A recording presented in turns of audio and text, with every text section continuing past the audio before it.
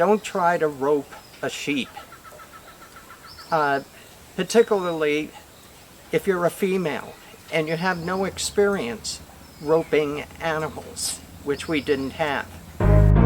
Howdy doodle doodle doodle doodle do. Howdy doodle doodle doodle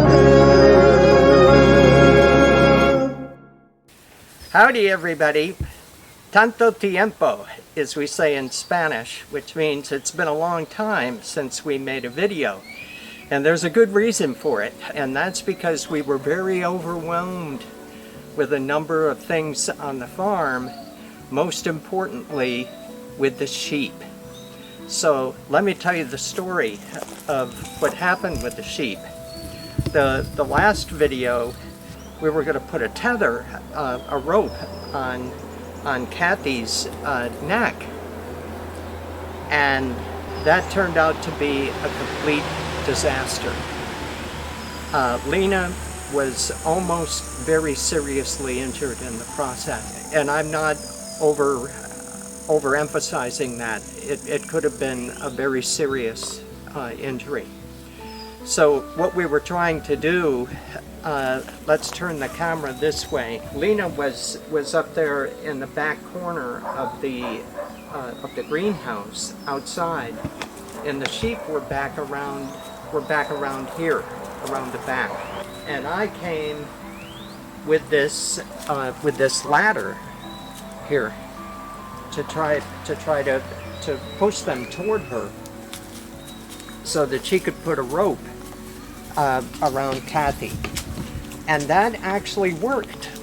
It did, but Kathy freaked out. She ran, literally took Lina off her feet, and Lina had a serious rope burn injuries where the rope went around her back and on her hand, and then she was literally, as I said, was horizontal in the air with Kathy dragging her. And we were able to calm that whole situation down. But I have to tell you, don't try what we did. Don't try to rope a sheep. Particularly if you're a female and you have no experience roping animals, which we didn't have. So that set us back quite a bit, but then the other thing, the whole tethering system turned out to be a failure as well. So we went through all of that problem. Lina got injured, but when I actually tried to put Ellen out on the pasture with a tether, that failed too. Ellen was simply too strong. We had a dog collar around her neck. She broke the dog collar. We had a metal post in the ground and to tether her, and she wound up getting tangled with the metal post, and she freaked out when she got tangled up, and she broke the dog collar. And not only that, but she actually bent the metal post. I mean, this is rebar. This is not something that's easy to bend. She actually bent the rebar when she tried to jump away. So we completely abandoned that. We did what we said we weren't going to do, and we have ordered the electric fence components. And there'll be a video. Hi there, Ellen. This is Ellen, of course. Ellen is hungry, so she's beseeching me to give her some food. Isn't that right, Ellen? Isn't that right? That's right. Okay. So we said that we didn't want to do that because we didn't want to make that kind of investment if we didn't know if the sheep were going to work out. But there's no other choice. There simply is no other choice. And I'll make another video about that a little bit later when the stuff arrives. And But in the meantime, we had to try to find something for them to eat because we are in a very severe drought here in Nicaragua this summer. You know, we always have a drought in the summer, but it's been very, very severe here in our region, and everything is dead. Now let me explain something very quickly. The difference between hay and straw.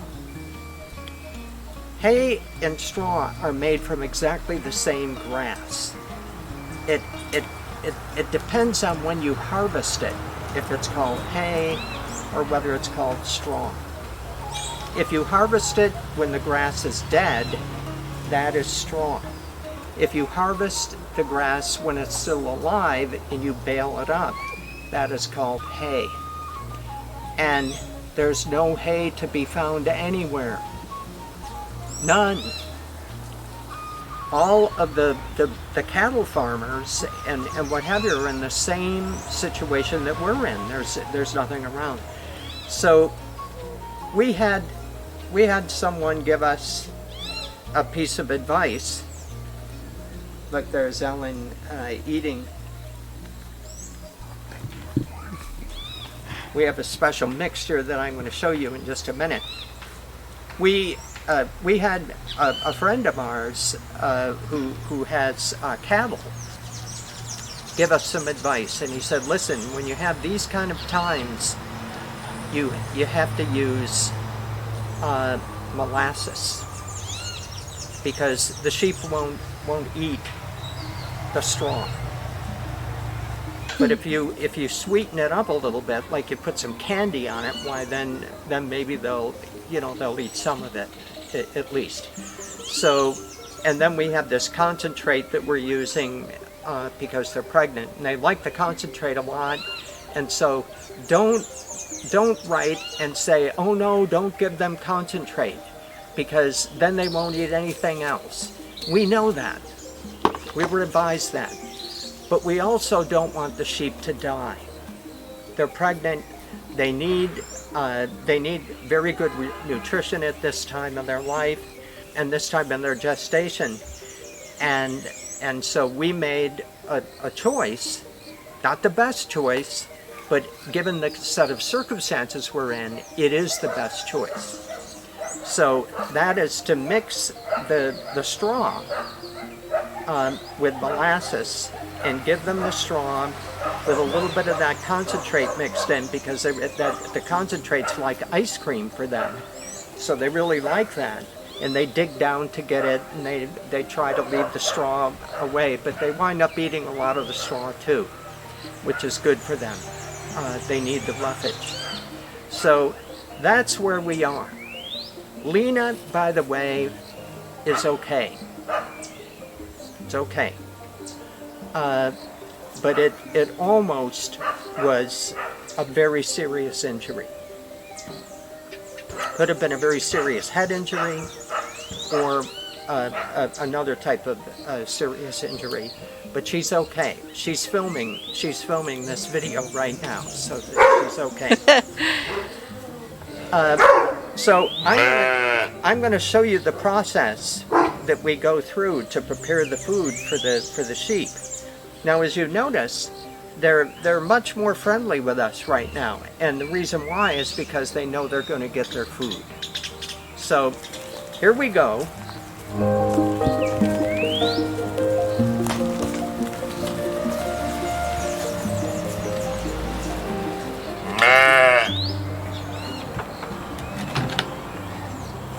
I've already mixed up the molasses.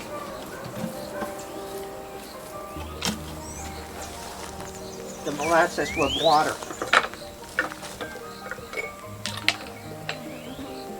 And fortunately, the molasses,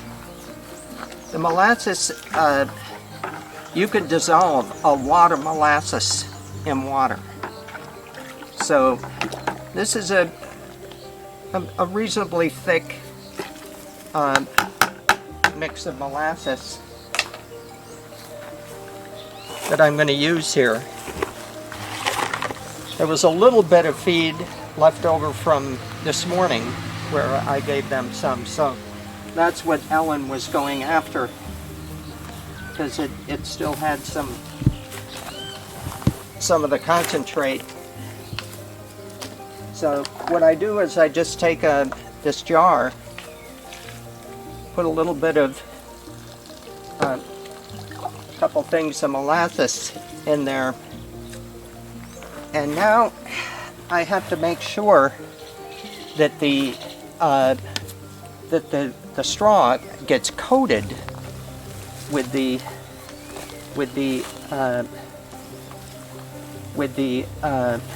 molasses, because if it's just dry straw, they won't eat it.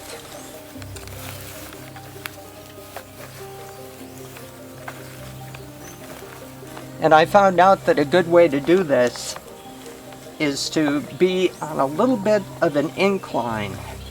So I'm on a little bit of an incline so that the molasses water actually comes down in here like this.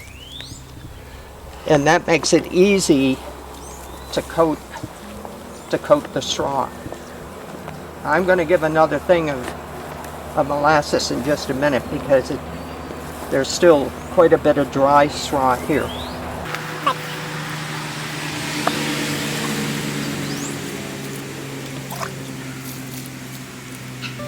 How much molasses and how much water? It's about 60% water, 60 to 70% water, 30%, 40% molasses. I think I'm using about 30% molasses right now. The good thing about molasses is that it has a lot of minerals in it that are actually good for the sheep. The bad thing about molasses is you can't give too much, because molasses has copper, and copper is not good for the sheep, or too much of it, at least. I mean, it's a little bit's okay. So there's Ellen behind me, because she knows that I'm going to put the concentrate in here next. And when I do, she's going to come to try to get a taste.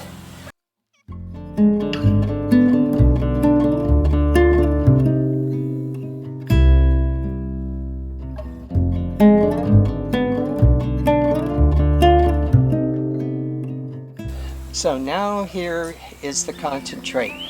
This is a very special blend of different herbs and other things.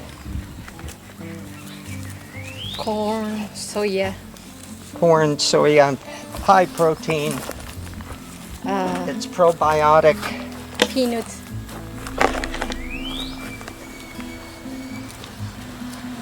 Okay, Ellen. It's almost time, Ellen. Here she comes. Okay, get away. Just a minute. Let me mix this up. If I don't mix it up well, they will simply eat the concentrate and won't eat the grass. So I have to mix it up well.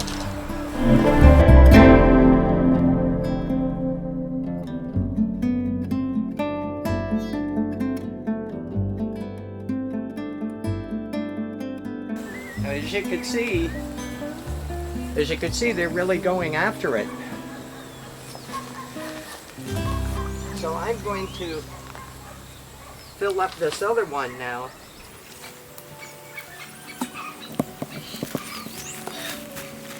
I'm going to prepare this other one because they tend to fight over it. Well, not fight, but it's just better that they have a wider, so they don't have to compete.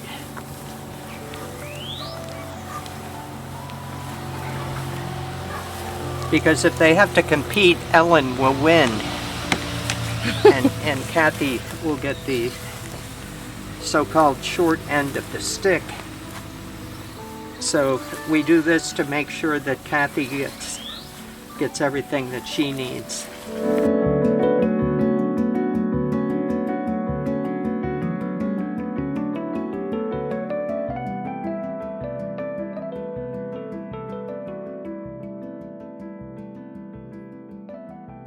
We still give them the green. We still give them the green stuff. Yeah. Yeah, Lina is mentioning that we still give them green. I cut leaves. Like I said in a previous video, they really like the leaves of the guava tree. And I cut leaves from the guava tree. Like every other day, I bring them leaves so that they still get green.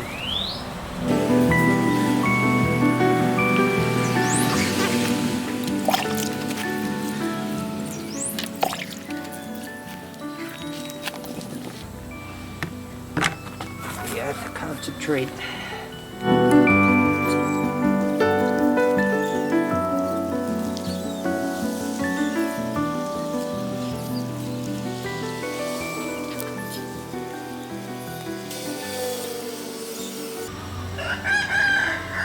Okay.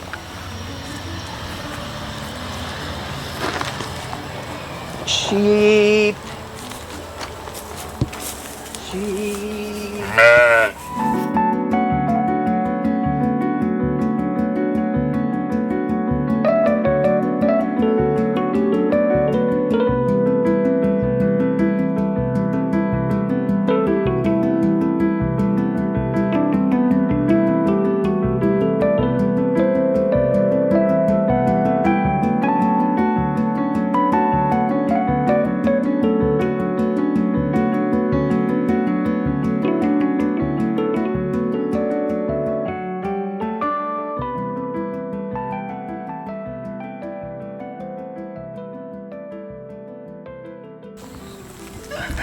So, you may be wondering, why didn't we just go to the tractor supply store or Home Depot or one of those places? Well, we don't have any of that here in Nicaragua.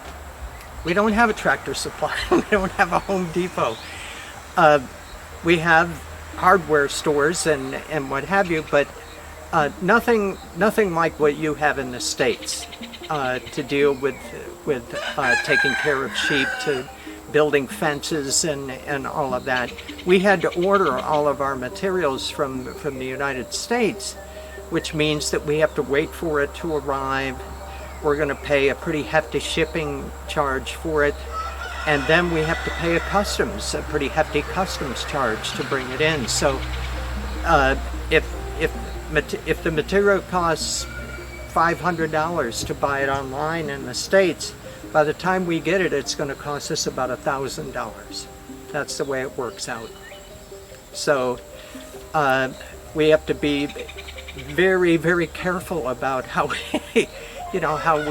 how we buy things from the States, because we know that we're going to pay a pretty hefty charge to bring it in here.